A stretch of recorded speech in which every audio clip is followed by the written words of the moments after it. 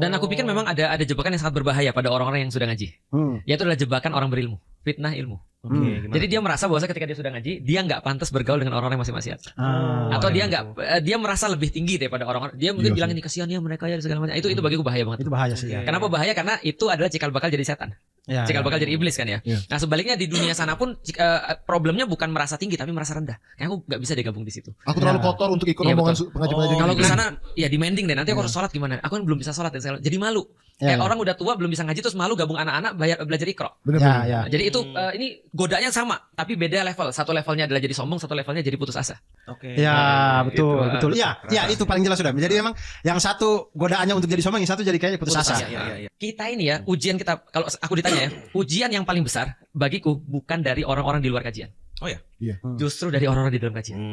Judgementnya orang-orang yang di dalam kajian itu menurutku lebih besar daripada judgementnya orang-orang yang nggak di kajian. Judgement antar pengajian begitu kayak anak-anak. Aku tuh pernah lihat ada orang clubbing dan literally nangis ketika sholat.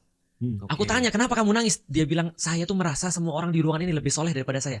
Aku stres ketika dengerin itu. Aku bilang bukankah kemudian ketika kita sholat itu yang kita kejar adalah rasa itu gitu maksudnya. Ketika selesai sholat kita harusnya kan merasa bahwa kita tidak lebih soleh daripada orang-orang ini. Tapi kayaknya mungkin perasaan kayak gini nggak banyak diakses sih oleh orang-orang ngaji gitu maksudnya. Dan ekspresinya mungkin itu yang ketangkap juga. Sedangkan kalau di anak ngaji yang tadi contohnya ada nggak yang dia merasa banyak gitu kan ya, banyak yang merasa maksudnya sebaliknya dia merasa lebih tinggi banyak. Ya misalkan pas sholat sibuk mikirin gerakan orang lain gitu ya. Aku ketemu justru bukan gitu kan. Yang literal di depan mataku adalah ada orang tapi dia udah tobat sih sekarang. Dia bilang Ustaz kenapa saya sekarang nggak ngaji? Saya ngaji dulunya saya anak motor, saya ngaji dan saya nggak tenang. Dia bilang salah satu nggak tenang apa? Aku bilang dia bilang ini begitu saya sholat.